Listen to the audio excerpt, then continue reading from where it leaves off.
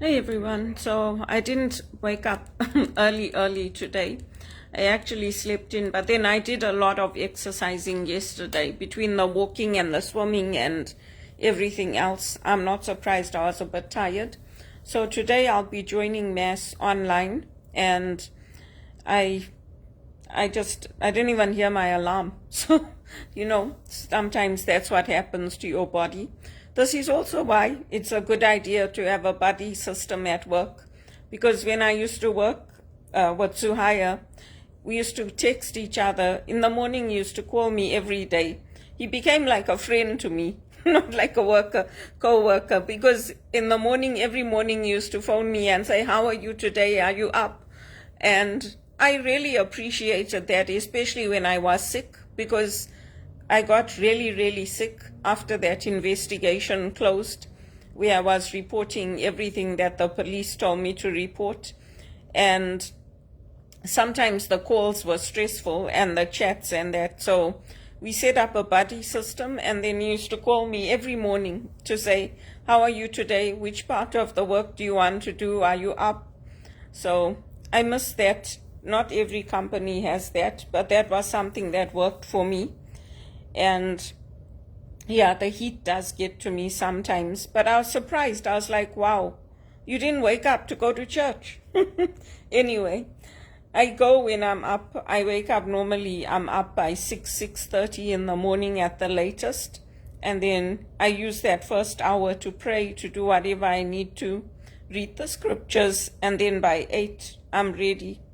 So anyway, we'll see how it goes.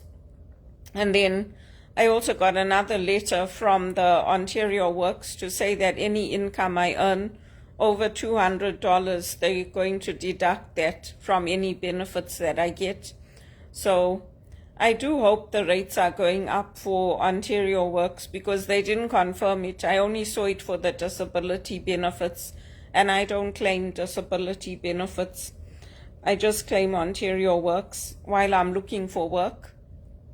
And I'm continuing to apply. I go on Randstad every day, Altus HR, Kelly Services, Quantum, and they've all told me they updated my files and they're looking for me, but I haven't had anything from them. And I've applied to all the restaurants downtown, hotels, all those kinds of places, in management jobs, as well as like the hostess kind of roles. Downtown would be actually perfect for me because of where I live. I live close to the subway, and it would be easier. I don't like it when I have to take the subway and then take another bus, and it's very hard on my health now. So that's why I try to plan things so that they work for me, and so that I can remain healthy and remain confident. But yeah, that's how it goes. So every time I work, I have to send an email and my pay stubs in to Ontario Works. You also have a way to do it. They send a form, but I prefer to do it electronically, because that way I can just download my pay stub from the agency or whichever company I'm working for and send it in. My hope is that I get into a full-time position, and then I can come off it completely. And I'm healthy now, so let's see. I hope it works out for me. I was trying to get into Ernst Young to go to Australia. That's what I was trying to do, but they don't select me for anything. I applied to Ernst Young, I applied to Deloitte, I applied to all these big companies. Because the small companies, it's hard because you don't really know who they are. And when you have to be careful with the location and all of that. But anyway, that's how it goes here. So I took care of that today. I acknowledged the letter and I said thank you to them for sending it to me. And then I always check back with them to say, is there anything else you need from me? Is there anything else you want? Because sometimes things are not very clear.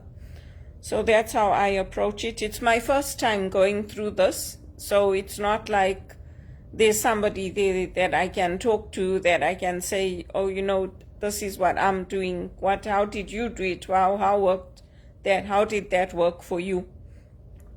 So I just try to do it that way. Yeah, so now it's already July. I was hoping by now something would have worked out, but we'll see what happens. That's how it goes. Imagine you have over 24 years of Canadian experience, plus you have 3 years working experience in UK, plus another 12 years of working experience in the Southern African region between South Africa and Zimbabwe, and you can't get into a management job. Imagine. That's my situation. Anyway, I won't give up. I'm going to keep trying, keep applying, and hope that I get into something. Some of the priests are very supportive of me, but they know I'm frustrated. All the priests I helped at the Newman Center, at Blessed Sacrament, downtown at St. Basil's, Regis College, they know, but it's very frustrating. When you get to this point in your life, you want things to actually fall into place and work out. It's very sad. That's what I can say. It's very sad. And then we now had another Conservative MP that's gone over to, they're saying he's gone over to the Liberals. I don't know whether that's true or not, but they can't keep blaming Pierre Poilievre for their decisions. If you make a personal decision, if somebody votes for me or puts me into a position where I'm representing something, and then I make a personal decision to say, oh, I'm not going to do this anymore, I'm going to do that, then it's not the person's fault who appointed me into that position. It's my personal decision.